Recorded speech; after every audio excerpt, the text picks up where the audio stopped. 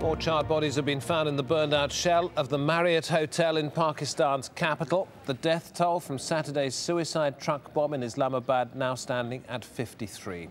The powerful blast was detonated in one of the most secure and tightly guarded areas of the city, raising new fears about the state of the nation's security. We're off to the Pakistan capital in a moment. First, Imran Khan has this report for us. Daylight and the extent of the devastation is revealed. According to some, this was the biggest blast Islamabad has ever witnessed. It was 8 p.m. Saturday night when a truck carrying as much as 1,000 kilograms worth of explosives detonated its deadly cargo outside of the five-star Marriott Hotel. International condemnation was swift. I think the whole country will be shocked by the news from Islamabad. The death toll of at least 30 is something that strikes at the heart of Pakistani society. I can say very clearly that we will stand shoulder to shoulder with the people and the government of Pakistan against the violent extremism that is a threat to them and sometimes a threat to us as well. The charred black squares were once hotel bedrooms. The Marriott said 1,000 people were staying at the hotel. Others were there having dinner when the explosion happened. My colleague Kamal Haider was preparing for a live transmission at the time. Oh my God, that's a bomb blast. Appears to be a bomb blast. We need the IFB. Where did that explosion take place? It's not very far from here. It is close. At the scene, a gaping hole, Pakistan's own ground zero. What explosives experts are saying is that by examining the rubble, you should be able to detect what type of explosive was used. The Pakistani authorities will be doing that. They'll be looking for a pattern. Has this explosive been used in past attacks, and therefore can they link it to any type of organization? Finding out who's responsible has now become top priority, but a clue may lie here. This is Bajar Agency in the tribal belt, where the Pakistani army is fighting the self-proclaimed Pakistani Taliban. It would seem that that fight has now come to the capital. At the hospital, the grief was overwhelming. This is one of the lucky ones. He escaped with his life. He says, "My hand has been badly damaged. The doctors say they may have to amputate it." The streets around the hotel are barely recognizable. The force of the blast threw cars into the air and onto the pavement. This man is looking for cars that belong to his company. One of the bigger cars which should not have been lost, actually we lost it. But then I found out that probably the people who were doing the rescue work, they picked it up and placed it in a different place. The difficulty is in the smaller cars. And these are the staff cars. These are not the official company cars. So we are trying to relocate them. These are the cars which are parked by the individuals, and they mostly were the ladies. Rescue efforts continue here, but they are being hampered by antiquated equipment. These hose pipes are riddled with holes. The army has taken over security of the site.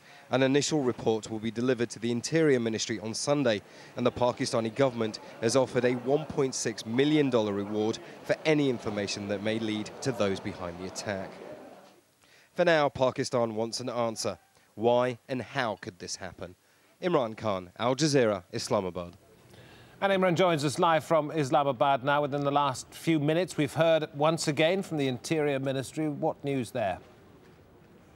Well, what Rehman Malik said was that they had some idea, some sketchy details, that there would be a blast in Islamabad. He said that this came from the back channels that they have with the Pakistani Taliban.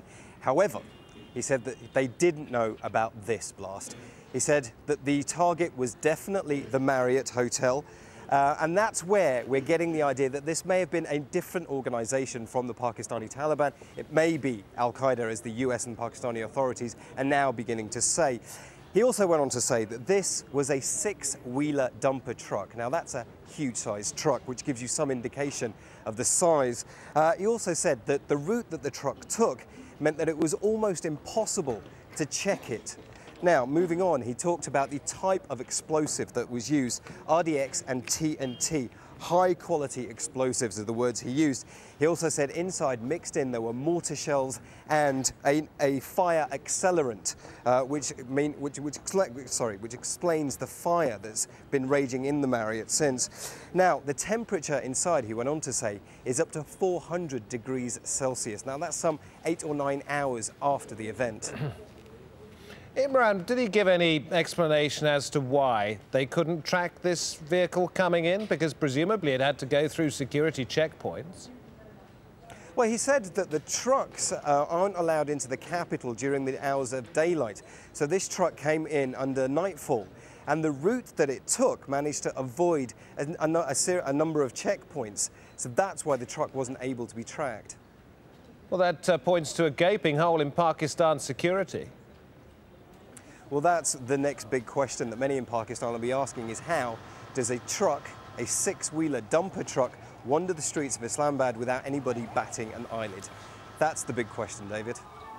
And one last question to you, Imran. Earlier on today, the same minister who's just told you about this security operation was suggesting, in fact, last night as he visited people in hospital, that this bore the hallmarks of the Pakistani Taliban. Now the finger seems to be pointing at Al-Qaeda.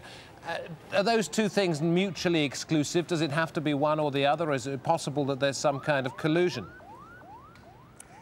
It's often been said that the Pakistani Taliban do have contacts with Al-Qaeda. Now, that's something that we haven't managed to confirm yet, although they are fighting for similar goals. However, the Pakistani Taliban haven't had a history of overtly working with Al-Qaeda so far.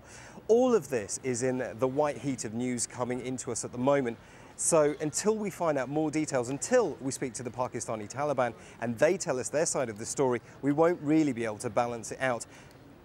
Imran Khan in Islamabad, appreciate your time. Thank you very much.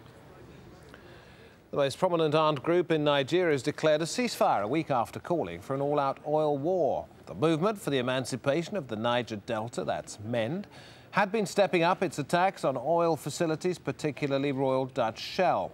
Yvonne Ndege is following the story from Lagos. Well, there are two news agencies reporting that MEND have declared a unilateral ceasefire, and there are also two theories emerging as to what could have prompted this. One is that they're regrouping and rearming. The second is that their intelligence sources are telling them that the Nigerian army are preparing for a major assault on their bases. As of yet, there's been no official motivation given by MEND as to why they've called for this unilateral declaration of a ceasefire. And of course, we are waiting for the Nigerian government to actually react to this news. The government of Nigeria have always said that they feel very strongly that dialogue and consultation is the way forward, but they're not prepared to deal with terrorists. Bear in mind that MEND's motivation, they say at least, is to help the impoverished and poor of the Niger Delta states. Of course, many of those in government and analysts say that, in fact, what most of those individuals associated with MEND are actually part of are criminal gangs who are essentially masquerading as freedom fighters. Their real motivation is to make as much money as possible from kidnap and ransom. So there's no real dialogue between the federal government and, of course, MEND. South Africa's President Thabo Mbeki is due to address the nation after bowing to pressure to resign, pressure from the ruling African National Congress. He stepped down after losing a power struggle with his rival Jacob Zuma, who now looks set to succeed him. In the meantime, the South African Parliament has to agree on an interim president, with Speaker Baleka Mbete tipped to take over. In Israel, Prime Minister Ehud Olmert is expected to submit his official resignation to the country's president, Shimon Peres, later on Sunday. Olmert's been battling corruption allegations and said he would step down once his party chose a new leader. The Foreign Minister, Tzipi Livni, has now been elected leader of the Kadima party. But Olmert could remain in office for weeks, even months, until she forms a new government.